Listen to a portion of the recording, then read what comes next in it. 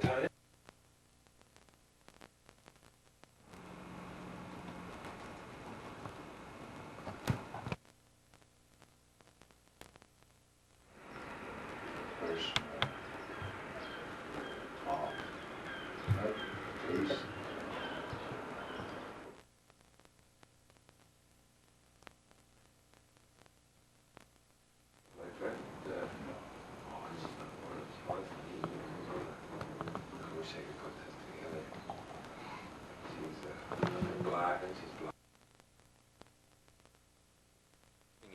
Here we're right downtown Vancouver.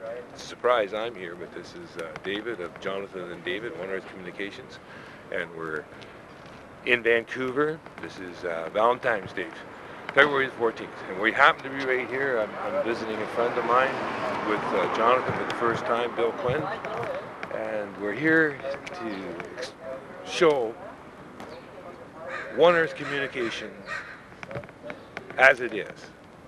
Thank you. That's it.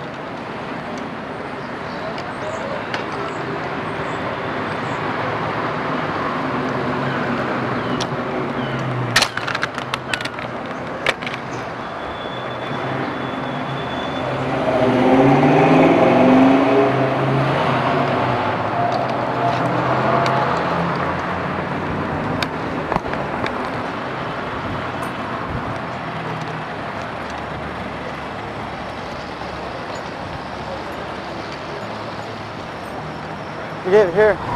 Oh, this is phenomenal. Oh, wait, you see this? Have lots of film, have lots of battery. No, but David. Hi. Hi.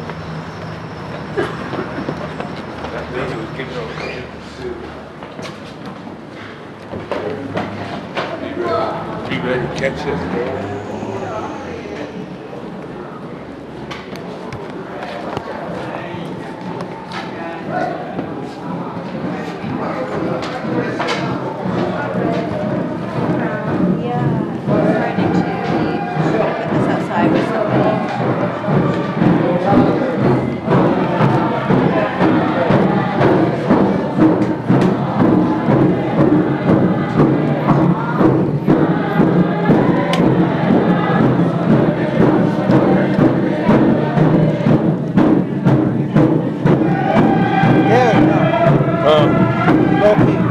I know, just for you.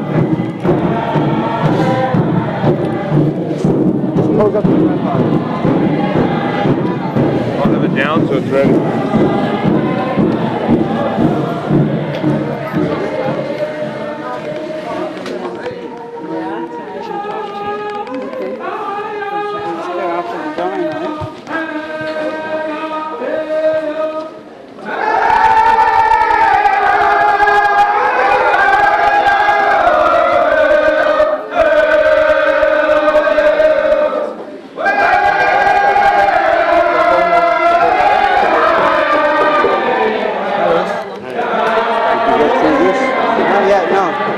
I'll film it first.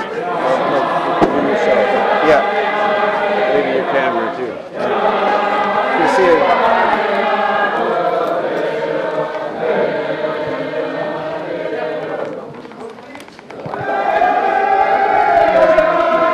I need to talk to you. Maybe what you can do is just, you can set that down for a minute. plus this too. Okay. I'll go plus that. There. Yeah, do that.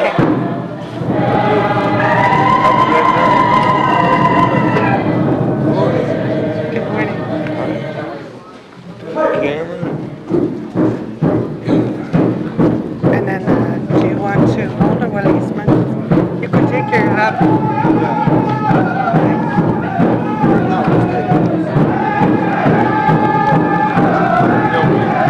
I don't want, no. Okay. Oh. I'm David. David, yeah. We're crazy freelancers. Talking to the world.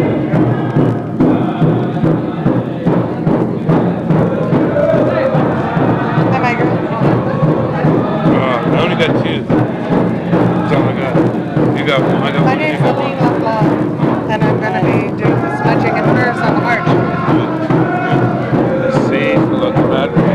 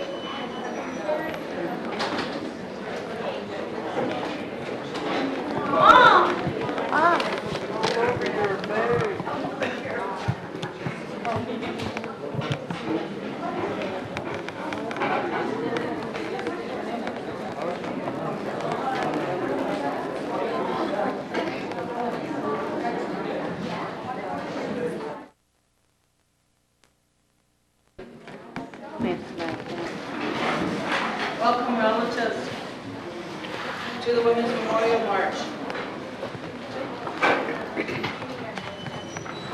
We're all gathered here today to remember the women who have died here in the downtown east side of violence, and the women who are missing.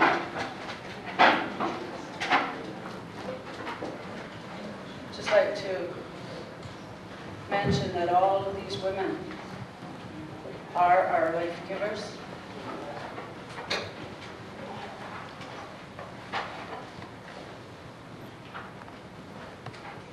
They're our aunties, our grandmothers, our sisters, our daughters, our moms. They are someone we come together today to make sure that these women are never forgotten.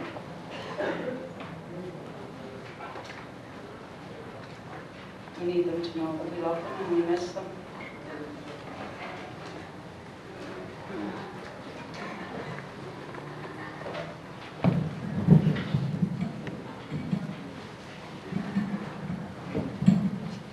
At this time, I would like to ask Elder Kathy Nahaney from the Post-Slavish Nation to come and open the ceremonies today in prayer.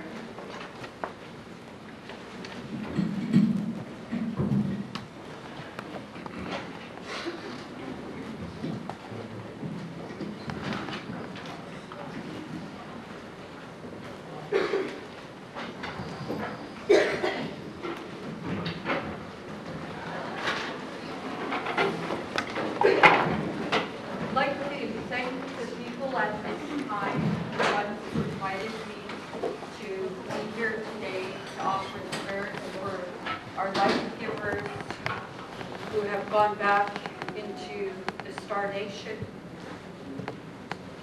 At this time, I just want to clarify that I'm not an elder. I follow the spiritual path. I do a lot of work with life givers who are on their healing journey, but at this time I can't acknowledge the fact that to be recognized as an elder, my colleagues were saying that I needed to clear that up. It's really difficult when we come together at these times, you know, in times of sorrow, pain. It's really a terrifying feeling to think of how many life givers have given up their lives like this. You know, it's always a saddened time when we come to a day like this to recognize the ones that have gone before us. And I remember elders telling me, you know, that they're happy where they are, and that yes, I do believe they are happy where they are, but you know, it's sad for the ones who are left behind, you know, because we hurt for them. You know, I've lost quite a few adopted sisters on the streets down here, and I think the hardest time for me was when I finally struggled hard enough to get my life together to get off the streets, that it was a sad day when I said goodbye to them, because I knew, you know, when I made this change in my life that I needed to go to be with my own people and learn about my own people and acknowledge the elders that tried to talk to me when I was younger. You know, and some aren't as fortunate to be able to go that far, and yet they sacrifice their lives to show the younger generation how hard it is on the streets. You know, how hard it is to struggle to try and stay alive and survive. You know, and I hope that by these ones choosing to go into the spirit world, that it would open the eyes of the younger girls that I see down here, because I still come down here and I still walk around and keep in contact with people I knew before, and it's so sad to see how young the girls are that are on the streets now, you know, and not being able to explain to them, you know, what it's like to live on the streets or how hard you have to struggle to stay alive. And I just hope that today will help to lighten the hearts of some of the people who have lost their loved ones down here. Oh, good grandmothers, good grandfathers, and for sacred directions. We thank you for bringing us together on this day. We thank you for allowing us to share this day, to remember all of the ones who have left before us, to remember that we'll keep them in our hearts and honor them, even though we can't see them as we walk on Mother Earth, that we know that one day we'll meet them again. And we ask that for those who are left behind, that we learn from the different things that are happening in our lives today, that we learn to walk on a better path, a straighter path, and not to punish ourselves if we happen to fall off, that we just need to pick ourselves up and begin that walk again. And we pray for all of the sisters at this time who are struggling with alcohol and drug addictions, because it's not just from those addictions they struggle, they also struggle from past issues that have happened, that have been passed down from generation to generation. We ask the Creator to give us the strength to be able to fight our way through that entanglement, help to lead us out the other end. And I pray for this day to be a good day and a day filled with strength, love, and sharing, that we can all share with one another to help ease the pains that are still being carried. We ask you this as we walk upon Mother Earth and join hands with one another. Oh, I thank all my relations.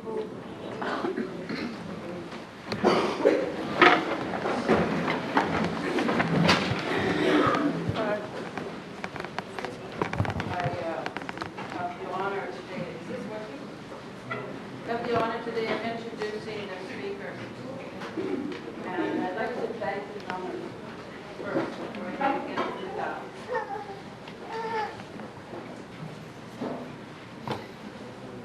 Edna Brown has honored us by coming here today to speak to us.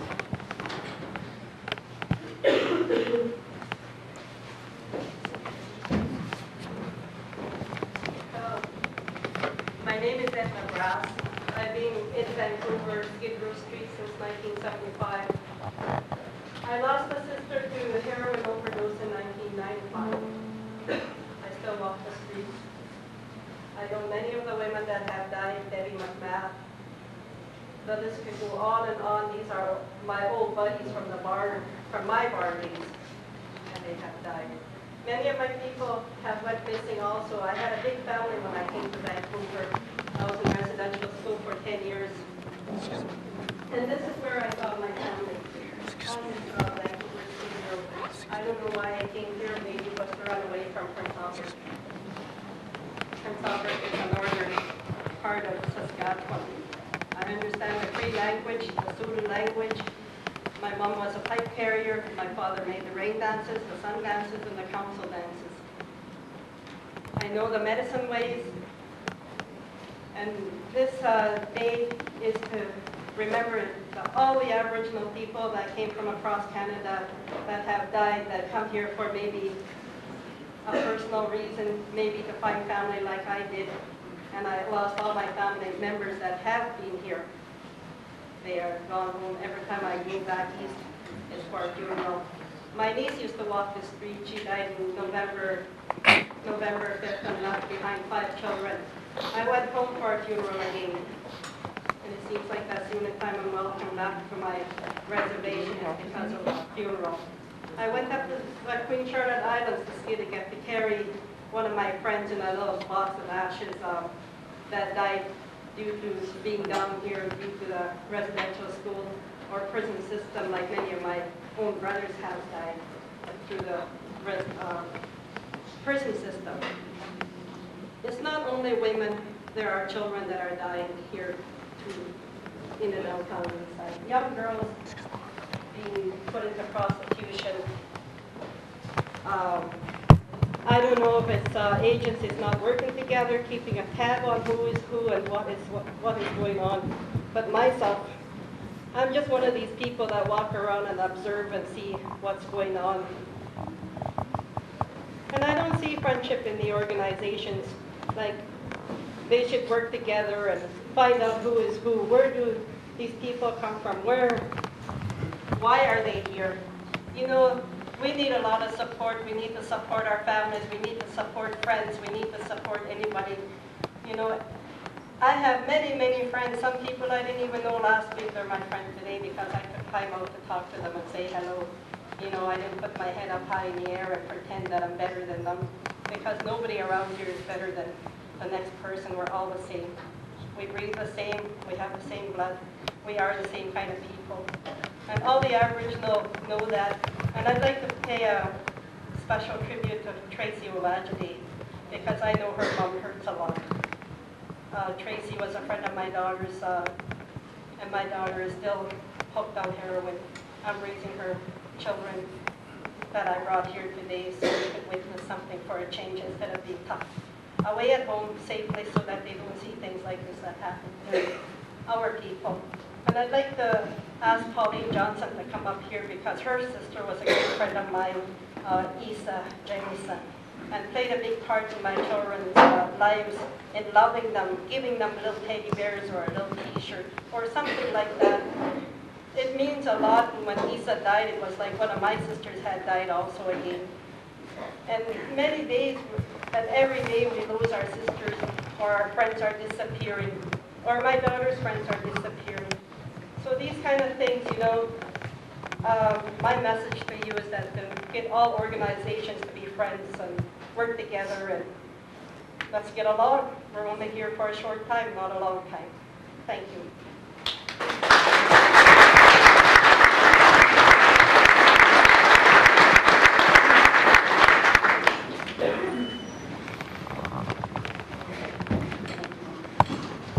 Thank you, Edna.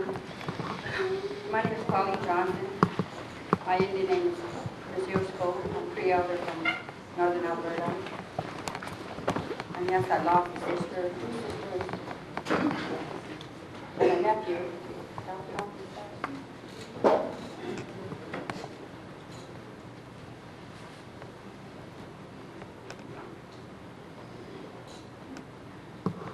My tears are not for my sisters and my family have passed. My tears are for all the organizations, my sister said, that cannot work with our elders, that cannot work with our people, with our Aboriginal people, that don't understand how we hurt and how our people have hurt in a really extensive way, and how they need to understand that in order to succeed in a good way for our Aboriginal people, we need to work together in a good way with a good heart, not shut each other off just because of personal issues or personal things.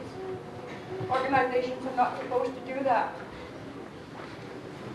And I have people, you know, in the streets I hear Aboriginal women saying, I can't go into this place or that place because I'm too boisterous, I'm too mean, and they don't want to hear my issues.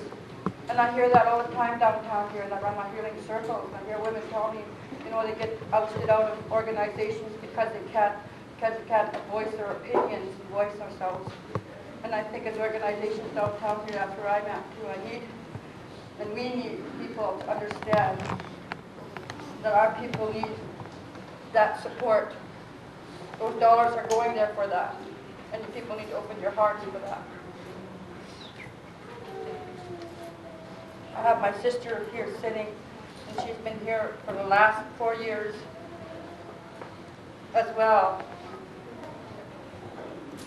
and honoring our sister Isa, who was always one of the workers here. I acknowledge my sister in the spirit world. She's in a good place. She's in a better place than we are. along with my nephew and my other sister, Rose Johnson. I appeal to organizations to open your hearts. Those elders and those people who know our people really good. You need to open your hearts that way. You've got to stop shutting our people out. And stop thinking about your money that you have received in your organizations just for your positions. Because it's for the people of the street. That's where I'm at. I'm not angry today, I'm just feeling sorrowful for your pitiful people that can't open their hearts. And that's where I'm at. I have a daughter who still walks the street downtown. And many times she phones me and she says, well, Mom, those organizations are there for me, yet they shut me out. And I really wonder why they're there. They say they're Aboriginal people for our Aboriginal women. Can't understand it. I appeal to you people today. That is being carried in your mother's womb for 9 months, surrounded in a gentle, gentle way, to care for each other, not to be mean with each other, to learn how to stop gossiping about your neighbor, to learn how to love each other. That's what this world is supposed to be all about. That's what we are here for our Aboriginal women. Even my own sister, she was ousted out of this community. Why? Because she was boisterous. Why? Because she said her ground thing she needed to do. She didn't want people pushing her around. I know I was going to come up here and talk in a really gentle way today. When I heard my sister mention, I never preset my speeches. I just come up here and talk my heart. That's how I talk to people. And I'm just like hurt for you people that can't open your hearts for our people. With that, I'm just going to say a prayer. And I hope that my speech can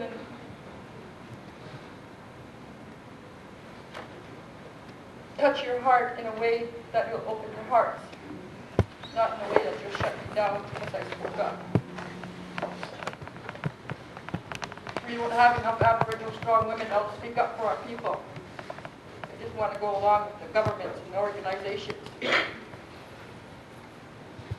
I might be nobody, but I'm somebody from spirit world. My ancestors acknowledge me and they respect me. And I love that more than anything else in this world.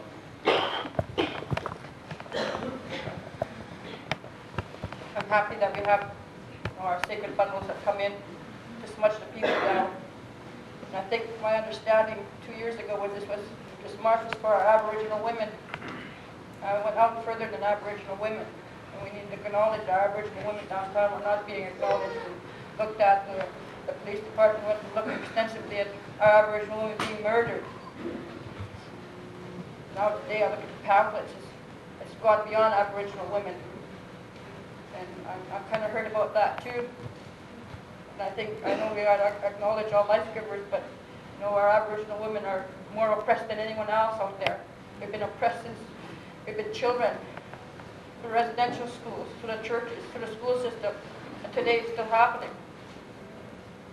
We need strong people out there that will stand up to the organization, that will stand up to the government and say, hey, we need this for our women, and hey, we can't shut the doors on our Aboriginal women.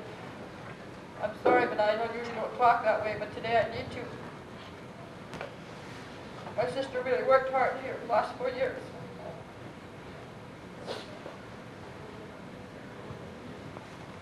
And my niece and my sister downtown, I don't even know if the guy ever got, I don't know what he ever got for murdering her. They found him, but I don't know if he even got sentenced.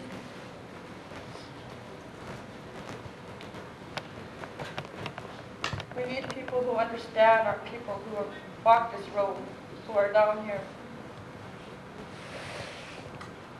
who are connected with our people, who know the pain and the hurts they go through. Thank you for listening to me. I wasn't asked to be up at this podium. My sister just acknowledged me at another and wanted me to come up because I had lost loved ones to the street. So I thank her for allowing me to come up this way, being asked this way to come up and speak. Because even there, I wasn't even approached. So with that, I'm going to say a quick prayer. Acknowledge.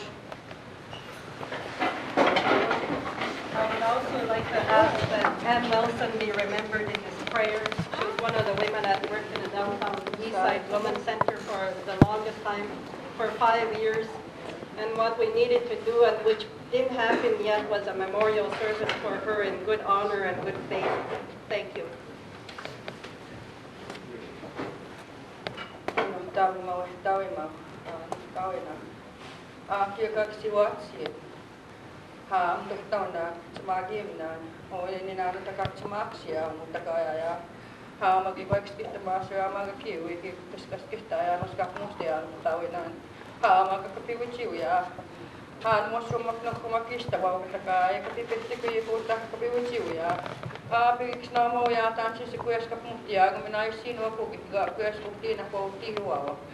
Kun kusta outi uske taska maka kuiksi kehtaa kootaan siis e kuatta kehtaa taukka tai sinimnana kuta kapunti tauti musti tai sinimnana e kuatta kehtaa taunu tavenaan savien kahkeukana kota kaato otti uske taska me kuista waa kueska pimuhti tau moska miskano ma me kispeni gan mosum kutiuse kuti tauti kutiuse kutna taunu kutnu tavenaan aksanus kaikkaan kaksi tie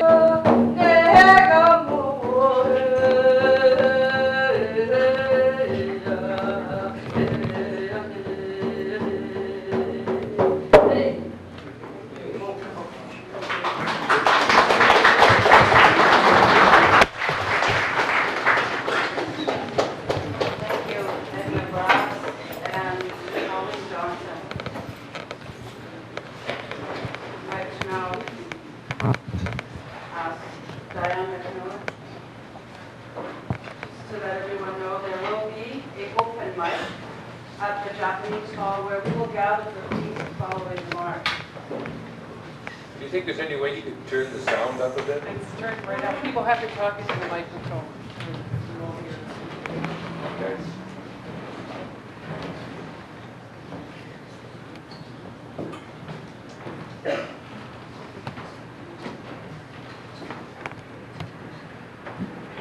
Well, I'm here.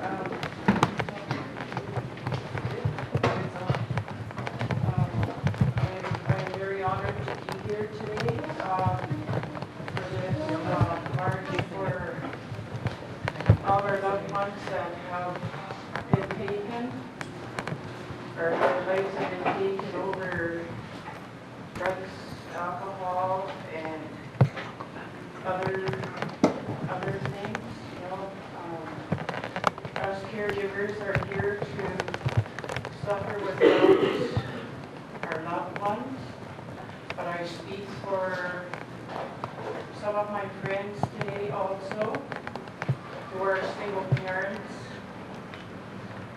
who haven't got the courage to come up here today because they are grieving and still hurting today for their daughters, for their nieces, their moms, their grandmas. But in my daughter's life, there's a lot of friends and family in the downtown east side here that know my daughter. Her name is Nadine Alice Louise McMillan. She turned 19 years old on March 10th.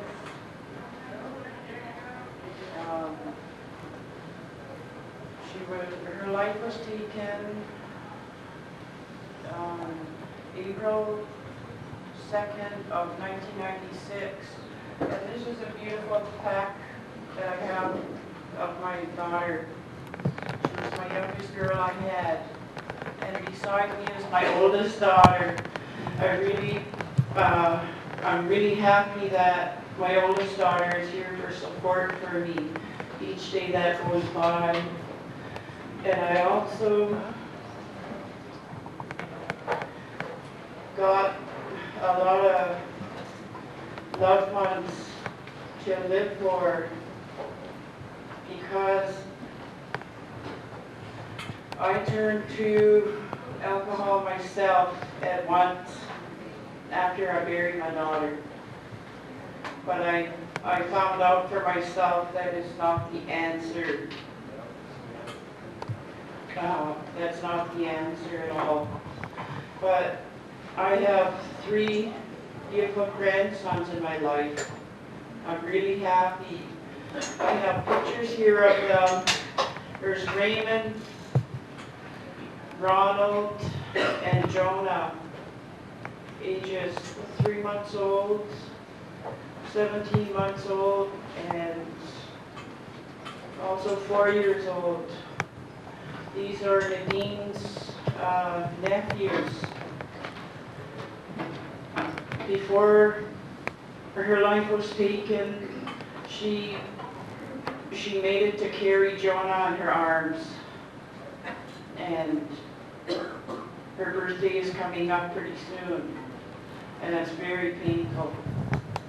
But I'm happy I got my daughter here.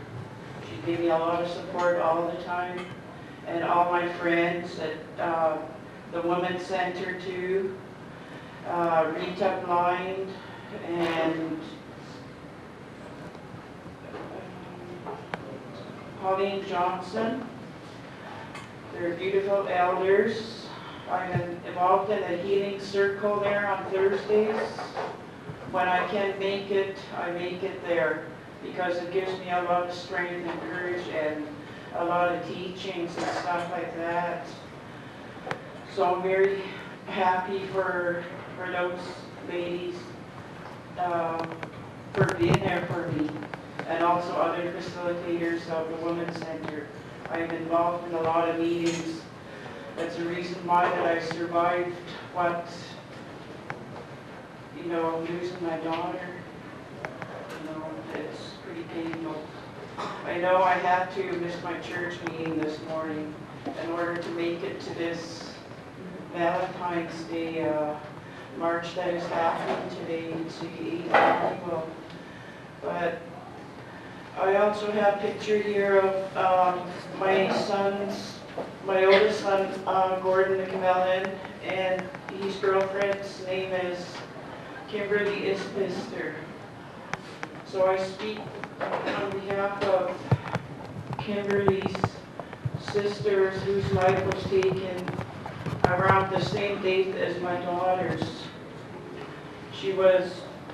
I think she was a little bit younger than my daughter. I think she was 17 years old. But my heart goes out to her mom, and I pray for her too. Her name's Patricia. She's at home right now. I wish she could have been here. But Kimberly is in my son's life, and they have a 3-month-old baby boy. I'm happy that I'm there for my grandchildren all the time. They're the ones that bring my spirits up and make me strong each day that goes by. And I'm really happy to have all the support around me here. It feels so good. It gives me more courage to be where I'm at right now. And thanks a lot.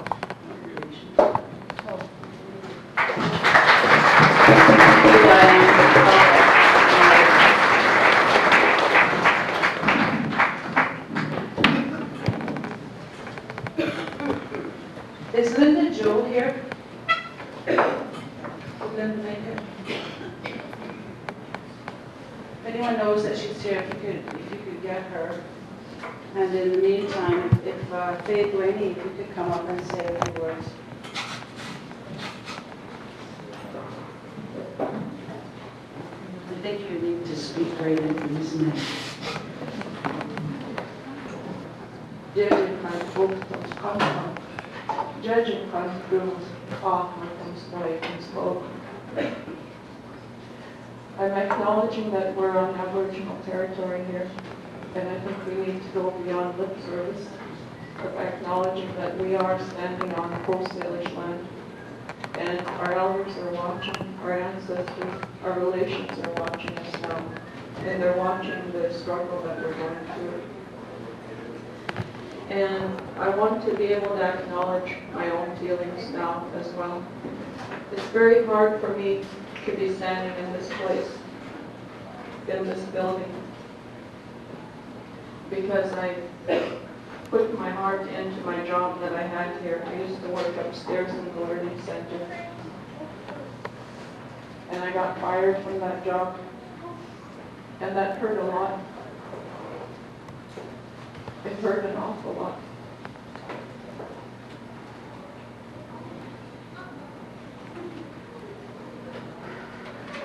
And I think the biggest thing that I learned from that was that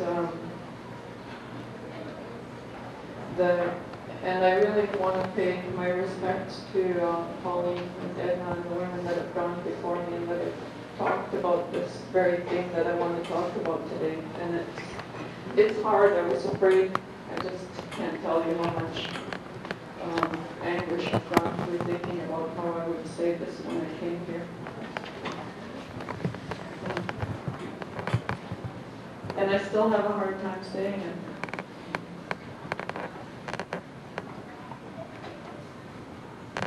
As Aboriginal people, we've been colonized. We've had Indian agents in our homelands that have told us what we do.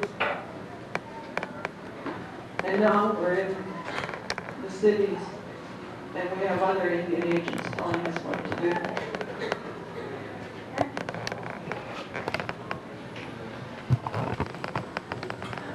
And this is the conditions in which we work as Aboriginal women.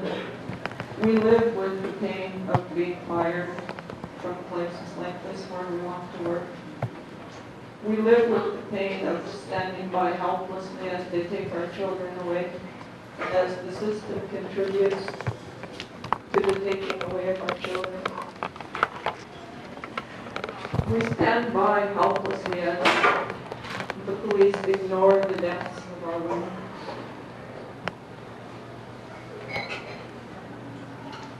And we stand by without any voice as the people that run the agencies in this community tell us that we're not good enough for these jobs, that we're not a part of this community.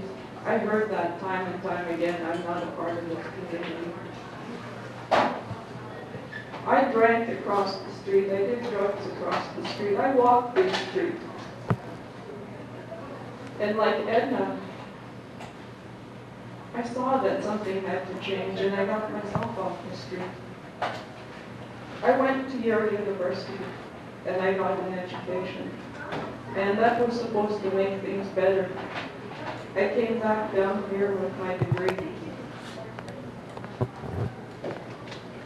I wrote a report that talked about what I wanted to do to work with the Aboriginal community here. And my brother here is still here, dealing with the struggle.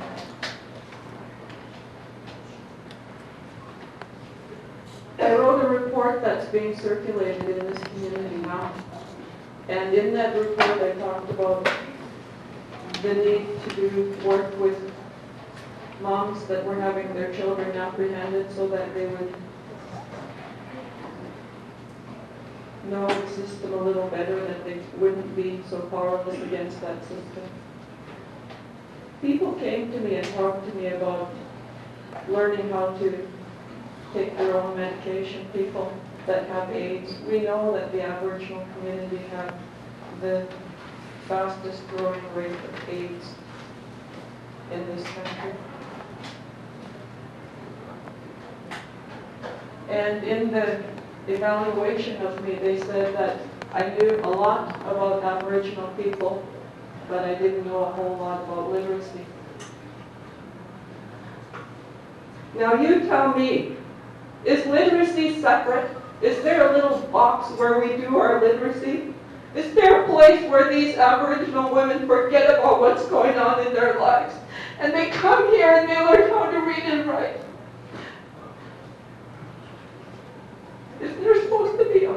like that? I don't think so. I wanted to be here to make a difference. And I think as Aboriginal people, we need to learn to find that balance in the midst of all this chaos. In the midst of the chaos that goes on around me, the constant in my face of the white people telling me that I'm not good enough. In there, I need to find my balance. I had to leave the streets to try and find that balance. I had to go to your books and try to learn what that balance was. And it's a very tough road. It's very difficult trying to find that balance. I've been sober now for 16 years and I still don't have that balance. I still can get thrown off because I'm too Aboriginal. Tim was there when they told me that there was too much Indianness going on around here.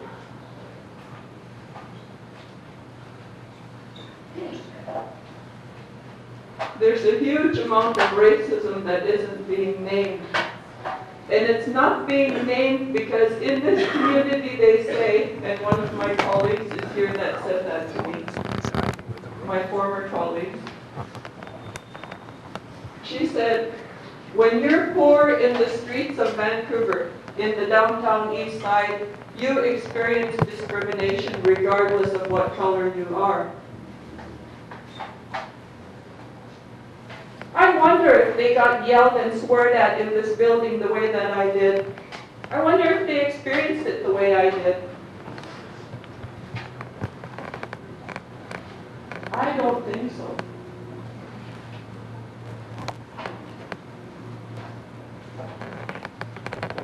And I wondered if I should even come here again this year and do this again. I came here last year and I named the racism. I talked about us needing to be strong to find our culture and our spirituality as Aboriginal people. I said the very same thing and I exposed the very same thing. And what happens? You know, I don't want to come here. My friend Audrey there was telling me about a demo where they disrespected one of our elders. They still do it today. They want us to participate in their demos, their demonstrations, their committees. They want us as being token Indians there, to make them look legitimate. The one brown face here, the one brown face there. And my friend Audrey said, yes, you need to go there again and you need to expose what they're doing. And I'm here to expose again. I think we don't need to look very far. We don't need to be looking over there to those racist police. We don't need to be looking at our government funders. We need to be looking in our own backyard right here and right now. And it's in that power of finding our own power as Aboriginal people that we're going to stop the deaths of these women because the others don't understand what that's about and they're not going to contribute to stopping the deaths of our women because we're an industry. We are an industry. Without us, they wouldn't have these agencies, they wouldn't have this funding that they get. Well, we don't need those agencies. We need each other, we need our drum, we need our culture and our spirituality. That's what we need. So you can have your agencies, all my relations.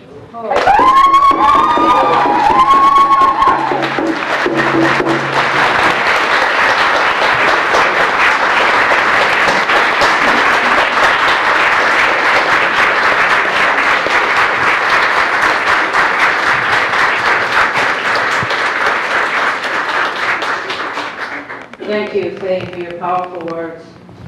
And indeed, we do need to all come together. We need to stand up together to begin the march.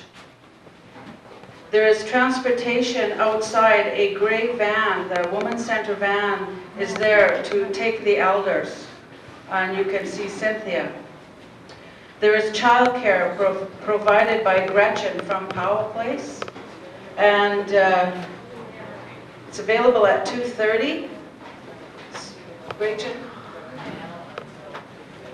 From now until 2:30. Gretchen here, if you can. We'll be doing the childcare. Thank you, Gretchen.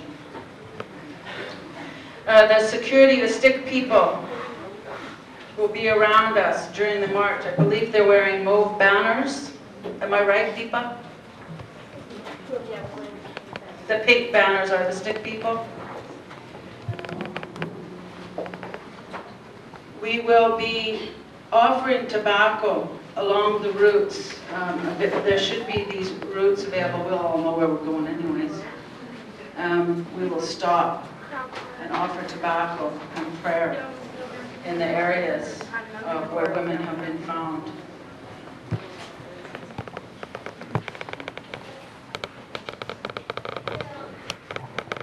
At Oppenheimer Park, we'll be stopping in front of the police station where there will be some speakers. Mabel Nipshank and Val from Case and Viola Thomas will be speaking in front of the police station. Then we will be going to Oppenheimer Park to light candles, form a circle in prayer and saying the names of the women, each of us, women that we know who have died of violence. We will gather at the Japanese Hall and have a welcoming feast. Some thank yous, more drumming. Our elder Rita Blind will be speaking to us there, Ilona, and there will be an open mic for any of us who have things to say. Today we do march together, we do walk together, we walk together in pain and in memory of the women who have died. Today's powerful time will allow us to grieve, will allow us to cry, and the power of all of us being together can only bring us some peace. We do need to look towards healing. We do need to look towards coming together and stopping what is happening to our women and our children.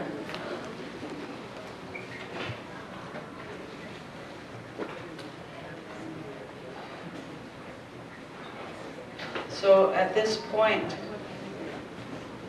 we'll ask that we all move out of the building quietly and remembering that this is a memorial. Marlene, do you have something to say? Everyone can wait just a minute. Of the women that were missing, there's 30 women that are missing in downtown Eastside. I'm sure that people know that these women are being picked up, and a woman has just informed me that her sister was found 2 days ago. She was missing from the Portland. Angela Jardine, her body was found 2 days ago in Stanley Park. So she's unfortunately another statistic. So we need to make sure that the awareness is out there, because this is not okay. That's very sad news for many of us, as Angela's missing poster has been up around the downtown east side.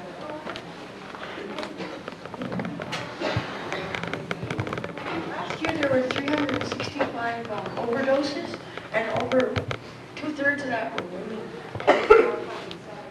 Thank you. If we could quietly and gently move comfortably out of the building to form the circle that will begin this memorial in the intersection of Hastings and Main.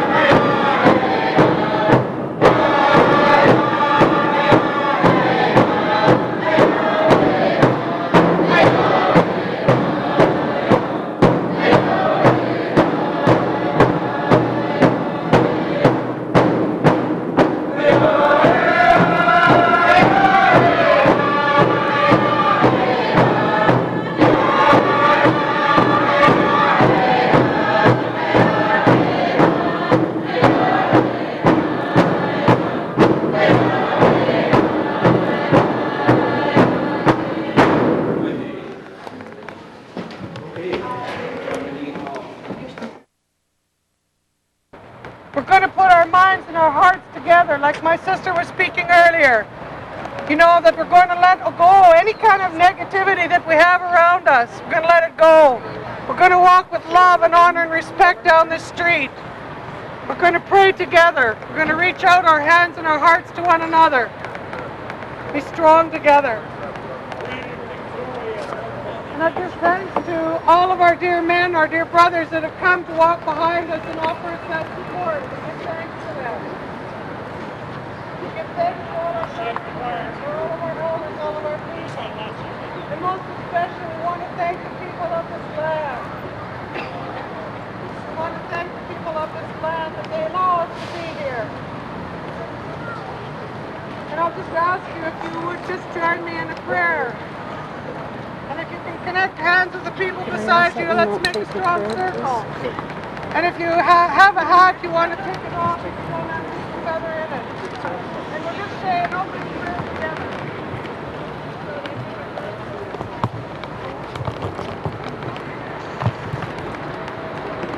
In the van over here, the gray van, elders that can't walk.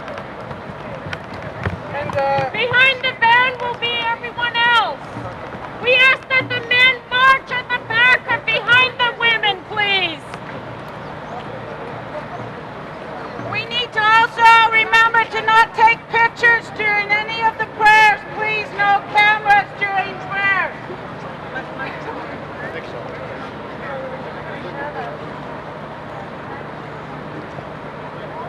The drummers.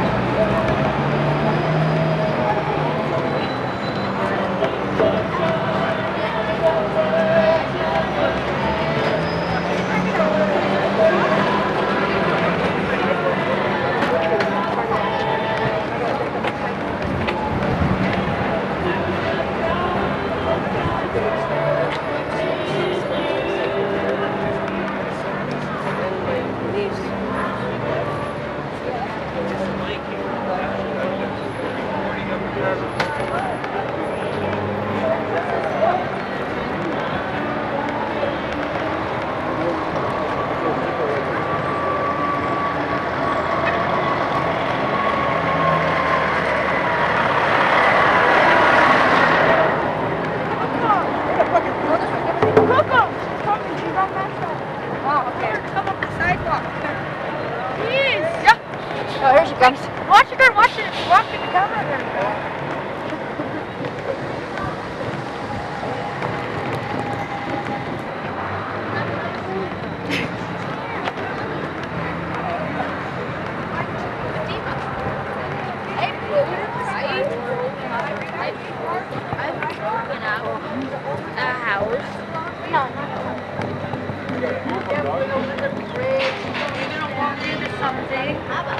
Sandra.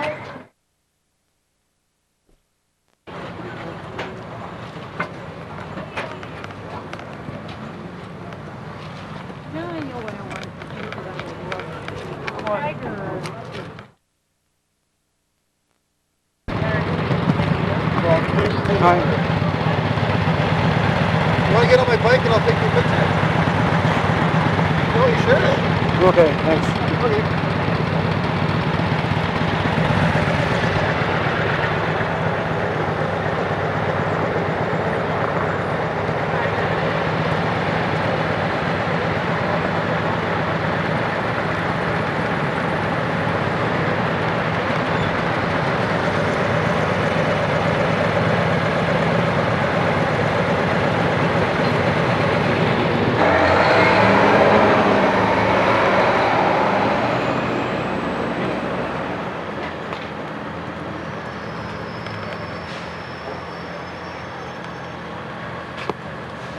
Hey, extension cord's coming. Okay, good. Just give me space.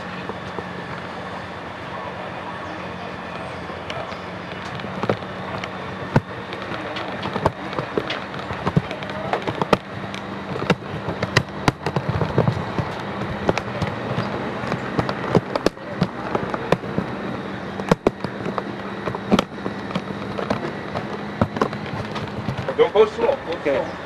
Go slow. Okay. Stand. Okay.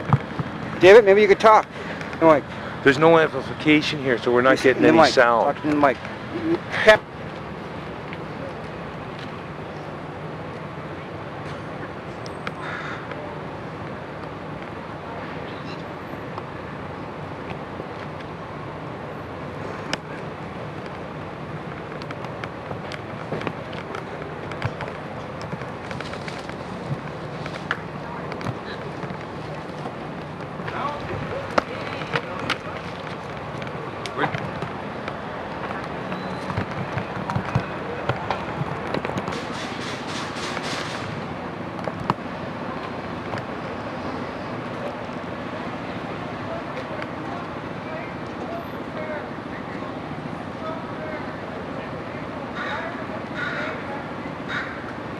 I'm waiting for Simon to finish extension cord.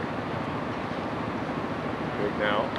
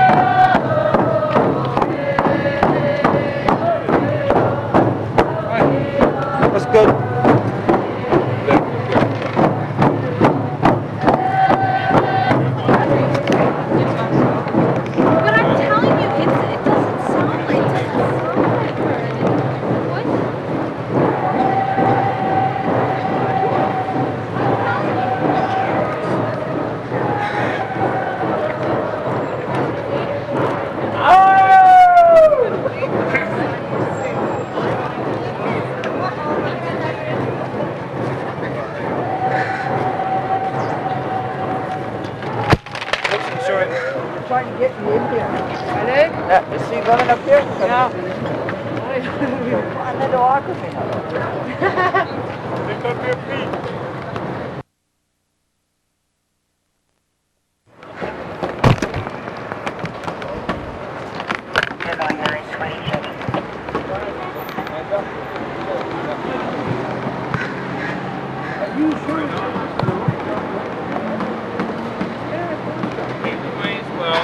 We may as well shut down and go to Oppenheimer Okay. right now. Okay.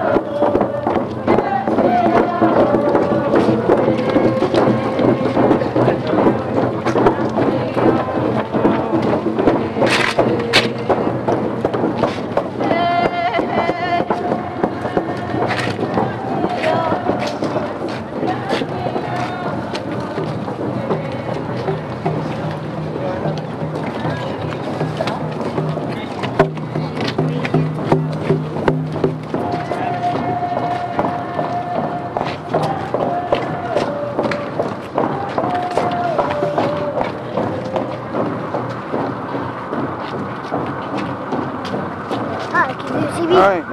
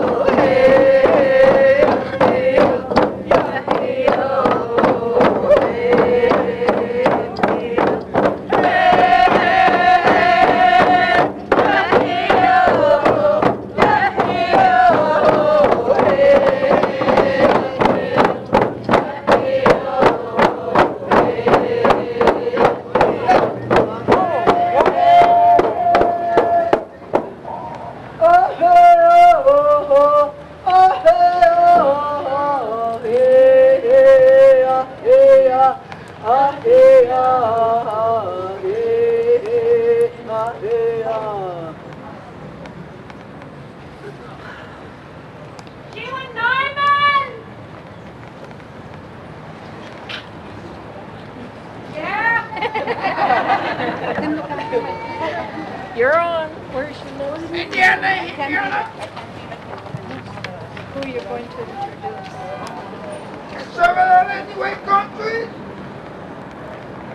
Just press the button.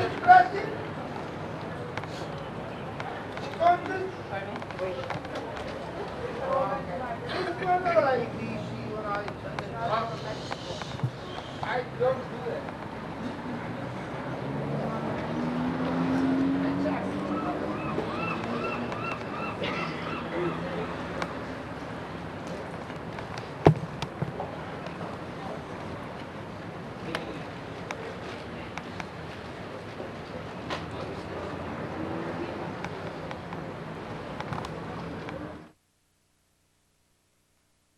Designated speakers only. Hoyt Scotian. I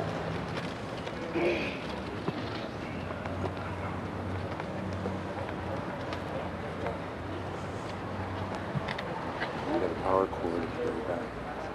Ready? Yeah. I can give you sound. Okay, good.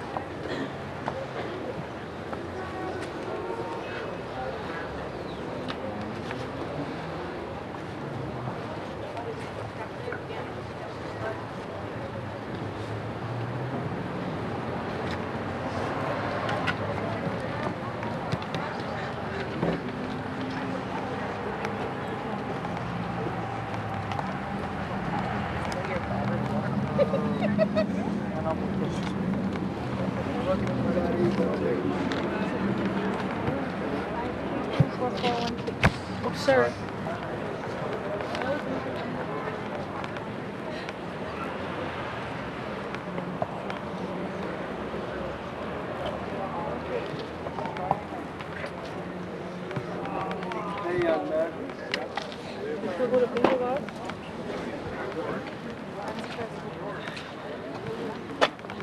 Welcome, my brothers and my sisters. We're standing in front of the building that houses our law enforcement. These are the people who we depend on to take care of us. But when one of our women are killed or anyone is harmed in our society, these are the people who are paid to find out who has created the harm. I welcome everyone here. And I'm going to ask that Mabel Nipshank come up and speak to us here. There?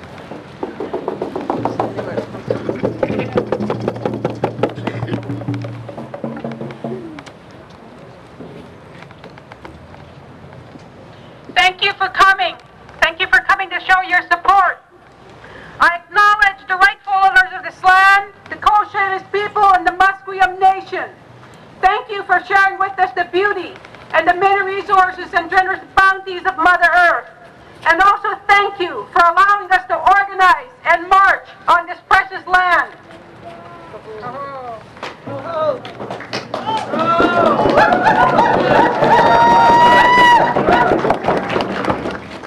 This march is a small but noble gesture that commemorates the vast number of women who have died needlessly, gone long before their time, never given the opportunity to exercise the very basic rights that most of us take for granted.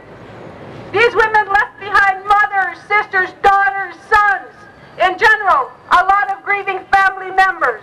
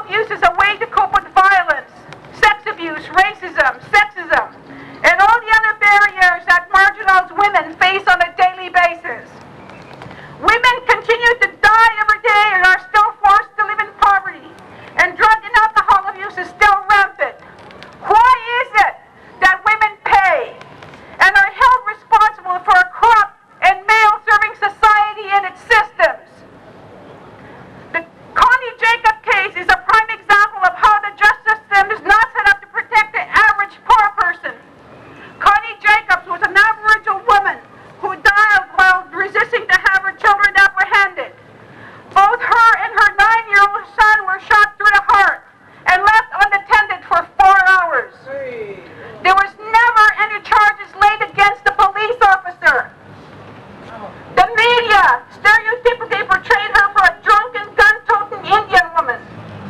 What is never considered is that the fact that women going through the systems are constantly being re-victimized to the point of hopelessness, at which time, driven to the point of despair, they act with nothing but trust in themselves. I say to the media, get your stories straight. Do not rely on police reports.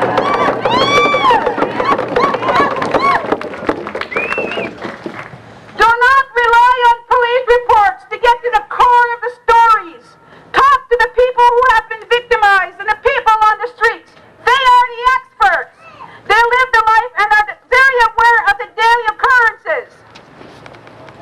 And I say to the police, come down off your high horses and start doing what our hard-working taxpayers pay you to do.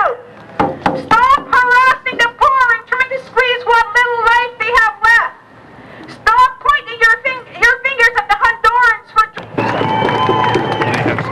Take a break. You're on film. Last week, at a meeting, I witnessed one member asked the women being killed had it to do with them stealing money from the men they were with. He challenged those beliefs and say it's not okay. With those kinds of belief systems, no woman is safe. And the next target might be your sister, your mother, or your daughter. All my relations.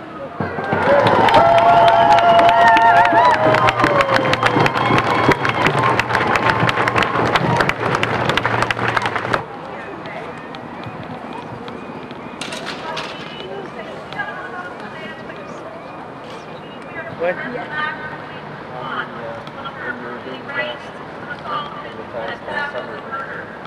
Yeah. My life in prostitution started at the age of 11. At an age when I should have been at home, I was on the street. I am a product of this society. I'm a product of the police in this society. I'm a product of lack of resources that I need in my community. Not what the politician says he's doing to my community. I want to see the results of the politician in my community. The police motto is to serve and protect. At least that's what it says on the side of their card. What their motto really is to serve and protect the taxpayers. Not the prostitutes, not the children dying in the streets. The only people that they care about are the ones that are paying their wages. And they don't even care about them. I say this because I was a victim of violent attack last week. Where was that? I was a victim of harassment by the police. What was that? What was that like? Now how are they serving and protecting me? They are one of my abusers. You know, I'm not the presence one is who's telling crazy. this. How I'm to one get who shot. witnessed it. Because it did bomb. There are women here that are here because they lost their loved ones. So There are women here because they lost their mothers. that must break me down hard. The best officers, the barricades, I appreciate the barricades when we have the marches. But what I would appreciate is if they would get out there, get on the streets, and get these men who are time and time again victimizing our women. It's all over the bad news. Why are there two bad names? Because the police are giving the message to these sexual assaulters that it's okay to victimize prostitutes. The police are allowing the message that it's all right to raise women on the street. The police say it's all right to rob a bank. I can guarantee every one of us who's in there is never going to rob a bank. But they won't allow that to happen. But they're allowing us to be murdered on the street. Because why? They're only prostitutes. We need to stop looking at women on the streets as prostitutes and start looking at them for what they are. They're someone's mother, they're someone's child, they're someone's friend, someone's nephew, niece, cousin. We need to realize that the kids that are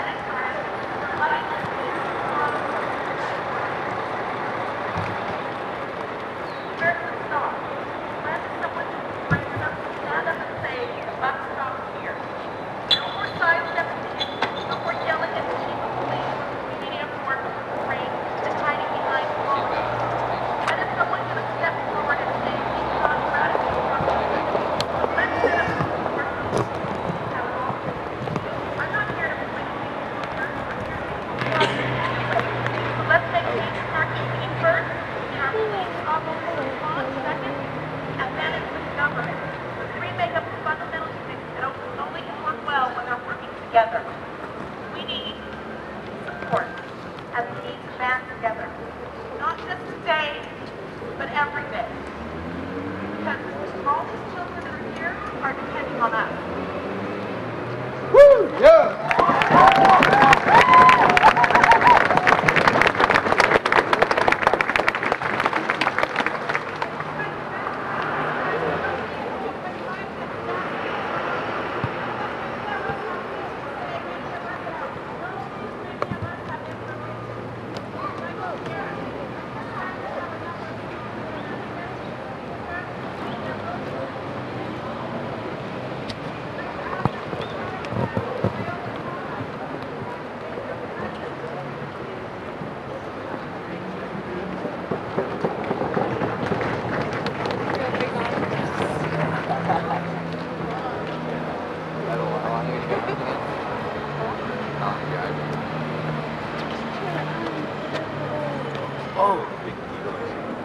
Greetings, grandmothers, grandfathers, I thank you for your prayers. I thank you for bringing us together once again for Valentine's Day. We come together to honor our loved ones on such a special day, what is known as Valentine's Day. And when we reflect on the lives of our brothers and sisters who have lived a modest life and have not access to resources that they have been trying to do, we offer our prayers today. And can't see anymore. Each of our brothers and sisters beside us to invite diversity in all of our families that are living in poverty and in despair here within the downtown eastside. And as we think of not only our brothers and sisters from other races who have died here a violent death, we must also remember many of our women right across this country.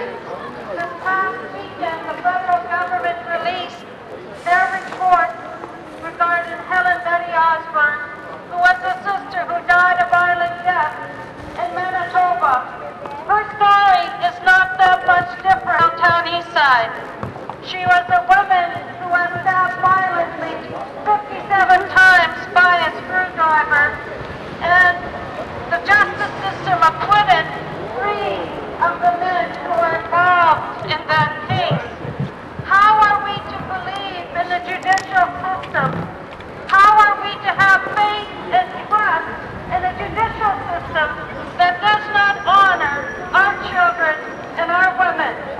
How are we to have faith in the judicial system when part of the state police are active in the violence against our people?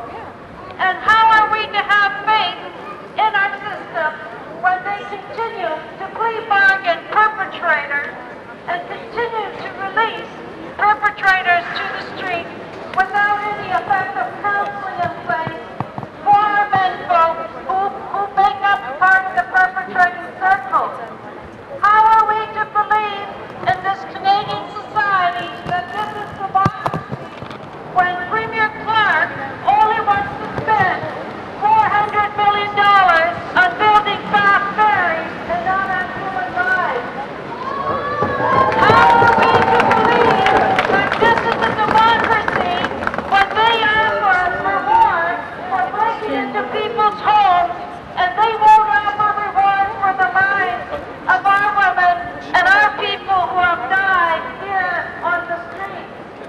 How are we to believe in the system when we see every time we turn the acts of violence perpetrated in many ways? And when we think about Mavis Flanders, who died a painful death, a single-parent mother who died of an overdose of heroin, who had a baby beside her side, living in a dingy hotel here in the downtown eastside, and her relatives, her friends, never had the opportunity to go in and check on her because the dingy hotels charge you $10 to go and check on a human being. Now what kind of democracy is that? What kind of democracy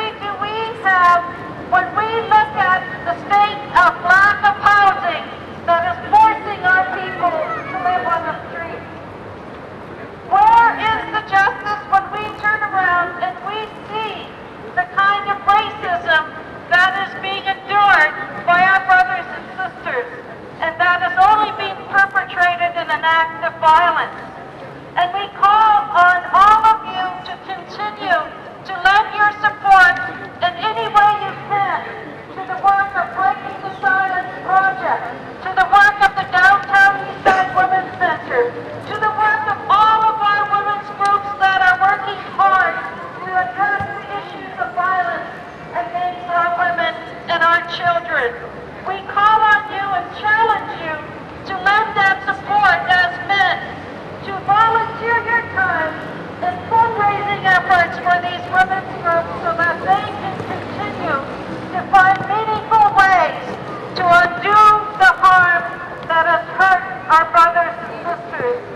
And on behalf of our organization, United Native Nations, we extend our condolences to all the human beings who have lost their relatives here, your beloved ones, your brothers, your sisters, your aunties, your uncles, your grandmothers, and we call on each level of government to deal with their lack of adequate resources being given to address the violence against our people. All my relations, thank you.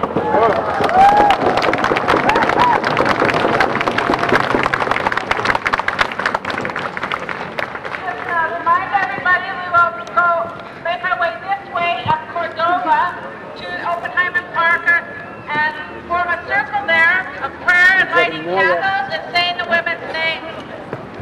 After that, I'd like to invite everyone to a feast at the Japanese Hall. Thank you.